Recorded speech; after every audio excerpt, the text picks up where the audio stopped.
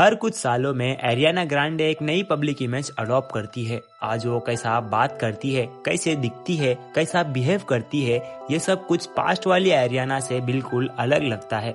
Interviews में जब astrology का जिक्र होता है तो वो कैजुअल तरीके से रिस्पॉन्ड करती है, जैसे ये उसकी पर्सनालिटी का एक हिस्सा हो। ये दिखता है कि वो अपनी इमेज को पब्लिक इंटरेस्ट के मुताबिक शेप करती रहती है। रिसेंट डिज्नी प्रोजेक्ट के दौरान लोगों ने नोटिस किया कि उसने काफी वेट लूज किया है, जो कुछ लोगों को कंसर्न लगा। इंटरव्यूज के वक्त भी वो इमोशनली सैड दिखती है, कभी को स्टार का हाथ पकड़कर रो पड़ती है, कभी सिंपल सवालों पर इमोशनल हो जाती है।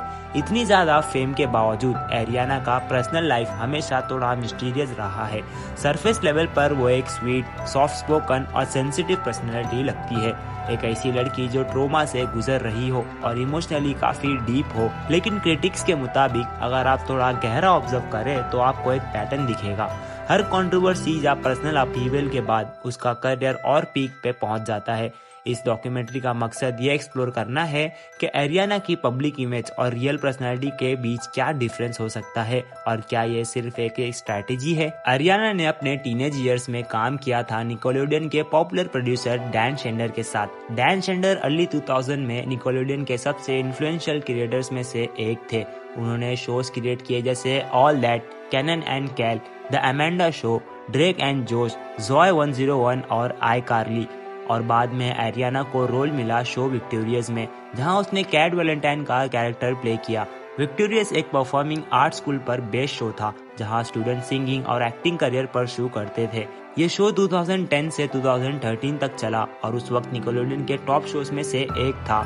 एरियाना की सिंगिंग एबिलिटी इतनी स्ट्रांग थी कि कुछ रिपोर्ट्स के मुताबिक प्रोड्यूसर्स को कंसर्न था कि वो लीड एक्ट्रेस को ओवरशैडो ना कर दे, इसीलिए उसका कैरेक्टर एक स्लाइटली नेव और क्विकी पर्सोना के रूप में लिखा गया। ईयर्स के बाद डैन शेंडर पर एलिगेशन लगे regarding inappropriate behaviour on set. In controversies को डॉक्यूमेंट्री प्रोजेक्ट्स जैसे क्विट ऑन सेट में डिस्कस किया गया। एरियाना ने पब्लिक स्टेटमेंट्स में कहा कि उन्होंने कुछ क्लिप्स देखकर अनकंफर्टेबल फील किया, लेकिन उन्होंने स्पेसिफिक्स में डिटेल शेयर नहीं की। 2013 तक आई कार्ली खत्म हो चुका था और विक्टोरियस भी एंड होने वाला था। इस वक्त डैन शेंडर ने दोनों शोज के पॉपुलर कैरेक्टर को मिलाकर एक नया स्पिन ऑफ बनाया, सैम एंड कैट।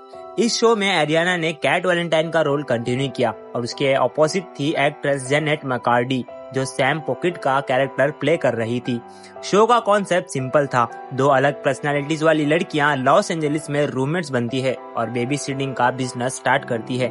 शुरू में एपिसोड को 4 मिलियन से ज्यादा व्यूअर्स मिले, जो काफी स्ट्रॉन्ग स्टार्टअप था। इसी दौरान एरियाना का म्यूजिक करियर भी फास्ट ग्रो कर रहा था। उसका debut single The Way featuring Mac Miller Billboard Hot 100 में टॉप 10 तक पहुंच गया। अब वो सिर्फ निकोलोडियन एक्ट्रेस नहीं रही, बल्कि मेन स्ट्रीम पॉप आर्टिस्ट बन रही थी। रिपोर्ट्स के मुताबिक जेनेट ने बाद में अपनी मेमोयर में लिखा कि उन्हें कभी कभी जेलसी फील होती थी, क्योंकि एरियाना को म्यूजिक अपॉर्चुनिटी मिल रही थी जबकि वो सेट पर काम कर रही हो, सेट पर अपना शो कंटिन्यू कर रही हो। उनकी 2022 memoir I am glad my mom dad में उन्होंने अपने एक्सपीरियंस को डिटेल में एक्सप्लेन किया, जहां उन्होंने एक अननेम कैरेक्टर का जिक्र किया जो एलिजिटली उन पर कंट्रोल मेंटेन करता था। जेनेट ने डायरेक्टली एरियाना पर कोई सीरियस अक्यूजेशन नहीं लगाया, लेकिन उन्होंने प्रोफेशनल एनवायरनमेंट के प्रेशर को हाईलाइट किया।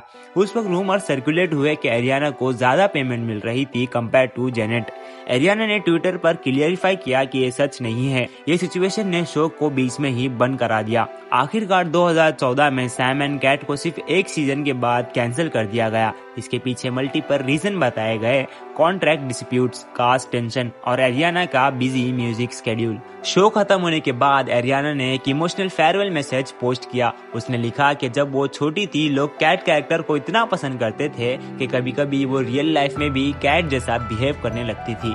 उसने एडमिट किया कि अपनी असली पर्सनैलिटी को दिखाने में उसे टाइम लगा। ये स्टेटमेंट एक इंटरेस्टिंग साइकोलॉजिकल पॉइंट राइज करता है। जब एक यंग एक्टर बहुत छोटी एज में एक एग्जैगरेटेड कैरेक्टर प्ले करता है तो कभी कभी पब्लिक इमेज और रियल आइडेंटिटी मिक्स होने लगती है। निकोलोडियन के बाद एरियाना का इमेज शिफ्ट होने लगा। अब वो एक पॉप आर्टिस्ट बन रही थी। उसने कई पब्लिक रिलेशनशिप्स किए, जिनमें इंक्लूड है J Brooks, Big Sean, Mac Miller, Pete Davidson. Media ने नोटिस किया कि कई रिलेशनशिप्स का ट्रांजिशन काफी फास्ट हुआ। क्रिटिक्स ने इसे पैटर्न कहा, जबकि फैंस ने इसे इमोशनल इंटेंसिटी बताया। Celebrity relationships naturally public microscope में होते हैं। हर ब्रेकअप, हर नया रोमांस हेडलाइन बन जाता है, और एरियाना के केस में ये हेडलाइन अक्सर उसके नए म्यूजिक रिलीज होने के अराउंड कंसाइड करते थे। पॉप म्यूजिक हिस्टोरिकली रोमांटिक हाइस और हार्ट ब्रेक लॉस पर ही बेच होता है। ये सिर्फ एरियाना का फॉर्मूला नहीं, ये इंडस्ट्री का ही फॉर्मूला है। आगे चलकर एरियाना का नाम कई रिलेशनशिप कंट्रोवर्सीज में आया। एक्स बॉयफ्रेंड ने चीटिंग के एलिगेशंस लगाए। बिग सैन के साथ रिलेशनशिप तब शुरू हुआ जब वो एलिजिटली किसी और के साथ इंगेज थी। फिर मैक मिलर के साथ उसका सीरियस रिलेशनशिप रहा, जो ट्रेजिक ओवरडोज के साथ खत्म हुआ। लोगों ने एरियाना को ब्लेम किया, लेकिन रियलिस्टिकली किसी की एडिक्शन के लिए एक पार्टनर को ब्लेम नहीं कर सकते। मैक की डेथ के बाद एरियाना और पिट डेविडसन का एंगेजमेंट टूट गया। फिर उसने थैंक यू नेक्स्ट रिलीज किया, जो उसके करियर का सबसे बड़ा हिट बना। टाइम के साथ एरियाना पर रेस बैंडिंग और एशियन फिशिंग के एसोसिएशन भी लगे, क्योंकि उसका लुक, एक्सेंट और स्टाइल बार बार बदलता रहता। बाद में उसने विग्ड फिल्म में ग्लिंडा का रोल पाया। इस रोल के लिए उसने इंटेंसिव प्रिपरेशन की। फिल्म बॉक्स ऑफिस पर सक्सेसफुल रही, लेकिन प्रमोशनल इंटरव्यूज के दौरान एरियाना और सिनिथिया एरिवियो का ओवर इमोशनल बिहेवियर लोगों को अजीब लगा। 2023 में एरियाना का डाइवोर्स हुआ और तुरंत बाद उसका नाम को स्टार इथन स्लाटर के साथ जोड़ा गया, जो उस वक्त मैरिड था और नया फादर बन रहा था। इस कंट्रोवर्सीज ने फिर उसकी इमेज को डैमेज किया। पैटर्न साफ दिखाई देता है। नया रिलेशनशिप, लव सॉन्ग्स, फेम और पैसा, फिर ब्रेकअप, फिर हार्ट ब्रेकिंग सॉन्ग और फिर से नया रिलेशनशिप। कुछ लोग कहते हैं ये कैलकुलेटेड ब्रांडिंग है, लेकिन दूसरी तरफ हॉलीवुड हमेशा से वुमेन के रिलेशनशिप को मोनेटाइज करता आया है। डिफरेंस ये है कि एरियाना अपनी स्टोरी खुद कंट्रोल करती है और उसके जरिए से प्रॉफिट बनाती है।